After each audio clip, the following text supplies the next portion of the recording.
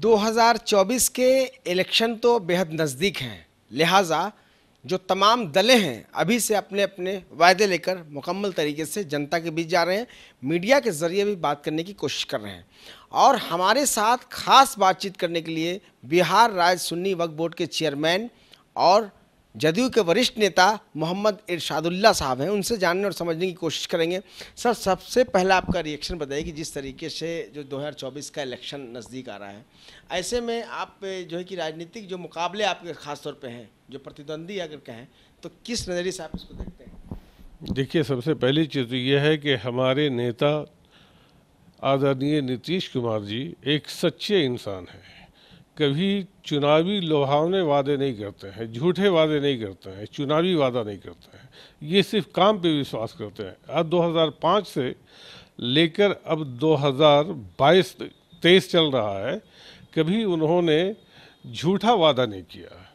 झूठे वादे जो अभी दिल्ली की गद्दी पे बैठे हुए हैं, तो ये लोग कहते हैं कि साहब ये चुनावी वादा था, ये एक वो क्या कहते हैं उसको, जो उन्होंने जुमला, ये जुमला था। तो ये जुमलाबाजी हमारे मुख्यमंत्री नहीं करते हैं, हमारे मुख्यमंत्री से नीतीश कुमार करता है। और बिहार में जो आज अमन चैन शांति है, ये पूरे देश का बिहार एक प्रतीक है।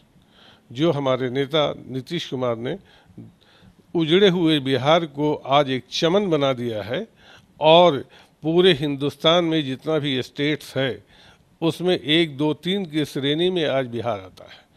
हमारे नेता सिर्फ काम करते हैं, कोई लुभावने वादे नहीं करते हैं, कोई जुमलाबाजी नहीं करते हैं। अच्छा, एक सवाल बीजेपी ने कहा है कि मतलब जिस तरीके से आप लोगों ने कैबिनेट में 2-4 दिन पहले तालीमी मरकज को वेतन डबल कर दिया, टोला क्षेत्रों का जो टोला सेवक थे उनका कर दिया, दलित मिशन के तहत जो आता है, तो उसमें बीजेपी सवाल उठा रही है कि मुस्लिम की तुष्टीकरण की राजनीति आप लोग कर रहे हैं, दलित के वोट के लिए कर रहे हैं, और जो लोग हैं उनका इजाफा क्यों नहीं करते आप?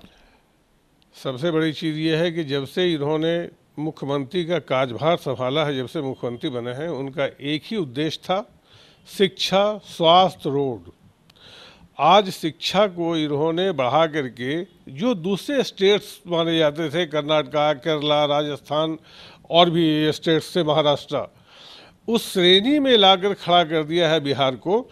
अब भी मैं बतला रहा हूँ कि वक्फ बोर्ड के ज़रिए वक्फ बोर्ड ने ज़मीन दी है और करीब 6 ज़िले में आवासीय विद्यालय बनाया जा रहा है, 550 बेड का। तो ये जो है तो बिहार की जनता जो है उसके बच्चे ही वहाँ पढ़ेंगे ना।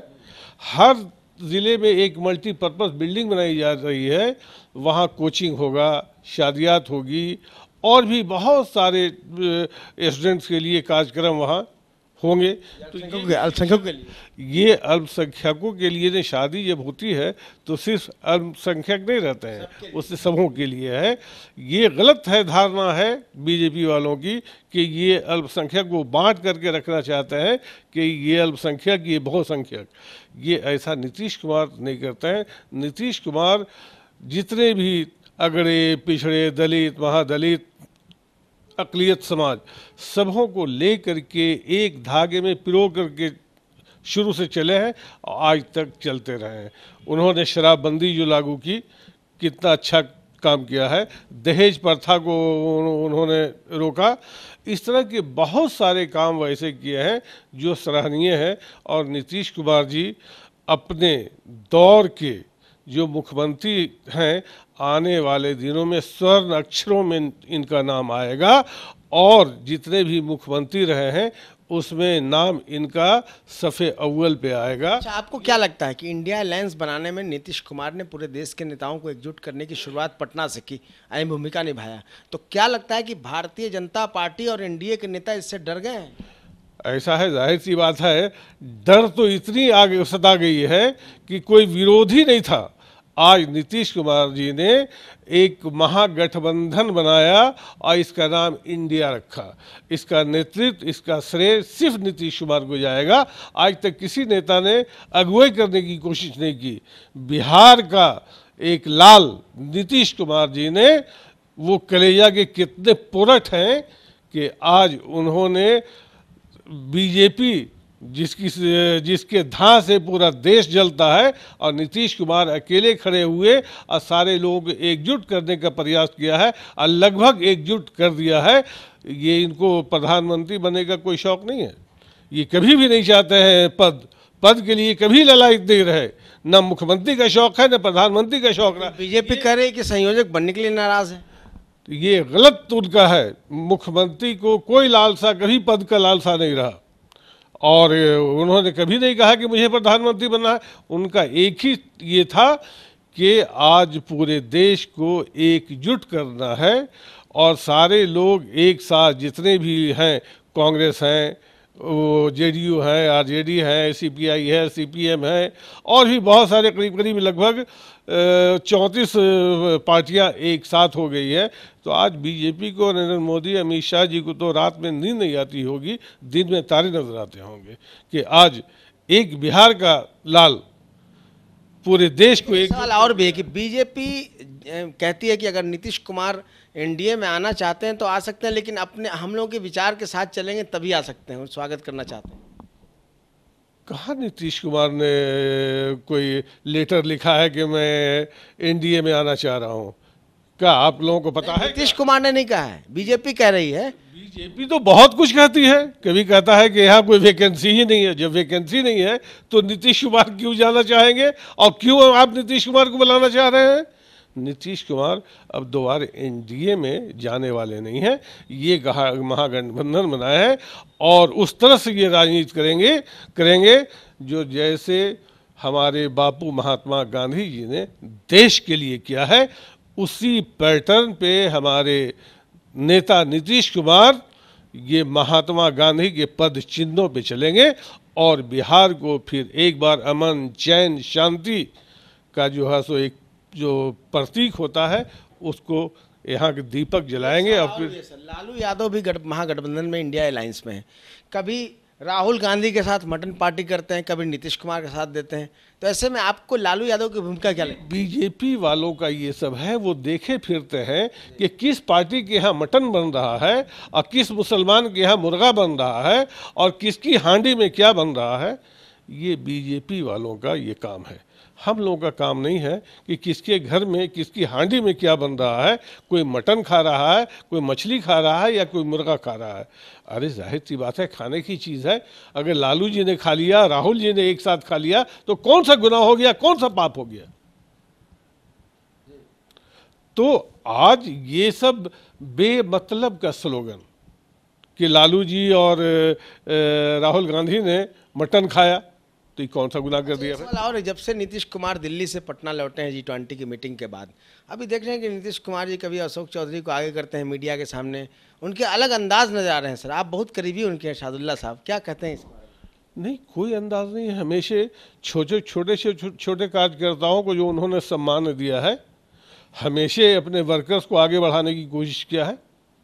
हमेशा वो मोदी जी नहीं है, अमित शाह नहीं है, हमेशा वो कार्यकर्ताओं का सम्मान किया है। हमेशा कार्यकर्ताओं को आगे बढ़ाने की कोशिश किया है। कार्यकर्ताओं को पीछे, इसलिए कि धीरे धीरे नीतीश कुमार की उम्र बढ़ रही है या घट रही है। जाहिर सी बात है, अगर उम्र बढ़ रही है तो किसी न किसी को आगे वो जेडीयू को चलाने के लिए उस लायक तो बनाएंगे, किसी को तो अपना जो है सो नेतृत्व करने के लिए आगे बढ़ाएंगे। तो अशोक चौधरी या ललन बाबू या वो हमारे और भी मंत्री जो हैं। एक सवाल और है सर, आप पुराने नेता भी हैं, समाजवादी नेता भी रहे हैं। मीडिया को जिस तरीके से इंडिया अलायंस के लोगों ने मीटिंग कर 10, 12, 15 एंकरों को जो है कि निगलेक्ट किया गया, क्या नहीं लगता है कि ऐसे में जो है कि जमहूरियत खतरे में है? मीडिया के रोल को किस नज़र से देखते हैं? ऐसा है, वो मीडिया बिकी हुई है। जितने 10-15 मीडिया वाले हैं, ये जो है सो बीजेपी के हाथों बिकी हुई है।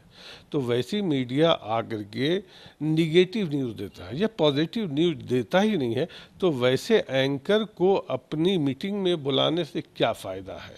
ये आज से नहीं, जब से ये सरकार बनी है बीजेपी की, वो एंकर को जो है सो ये लोग अपने इसमें कब्जे में ले लिया है, और जो बुलवाना चाहता है वही एंकर बोलता है। उससे आगे पीछे एक चाहे पूरे हिंदुस्तान का एंकर, वो दिल्ली से जो फरमान आता है वही बिहार बोलता है, वही दूसरा स्टेट बोलता है। एक आखिरी सवाल है, क्या नीतीश कुमार 2024 के इलेक्शन में नरेंद्र मोदी जैसे ताकतवर नेता, जो कि बीजेपी कहते हैं, मुकाबला करने को तैयार हैं? आप लोग तैयार हैं? ये तो एक ऐसा सवाल कर दिया, जब शुरुआत उन्होंने की है, जब शुरुआत का इसका असर ये है तो आगाज कैसा होगा, ये बीजेपी वाले सोचें कि जब शुरुआत उन्होंने कर दी है, बीजेपी के खिलाफ एक बिगुल फूंक दिया है और बिहार के साथ पूरा हिंदुस्तान इनके पीछे नेतृत्व करने के लिए तैयार है। नेता कोई भी हो, प्रधानमंत्री कोई भी बने, लेकिन ये एक राह हमवार कर दिया है कि जितने भी महागठबंधन के लोग और इंडिया के लोग आज एक प्लेटफॉर्म पे कदम से कदम मिलाकर चल रहे हैं। चलिए, बहुत बहुत शुक्रिया बातचीत करने के लिए। नीतीश कुमार बिहार के मुख्यमंत्री हैं, उनके पुराने शागिर्द भी रहे हैं मोहम्मद इरशादुल्ला साहब, और अभी बिहार राज्य सुन्नी वक्फ बोर्ड के चेयरमैन भी हैं। साफ तौर पर इनका मानना है कि जिस तरीके से देश के हालात हैं, ऐसे में कहीं ना कहीं नीतीश कुमार मुकाबला करने को 2024 में तैयार हैं। अब देखना होगा कि आगे इलेक्शन में क्या कुछ होता है, लेकिन फिलहाल के वक्त में अगर देखा जाए तो कहीं ना कहीं 2024 के इलेक्शन काफ़ी जो है कि ज़बरदस्त तरीके से मुकाबले करने के लिए एक दूसरे की पार्टी के तैयार रहेंगे। कैमरा पर्सन शशि कुमार के साथ Aftab Alam, news by scope, Patna.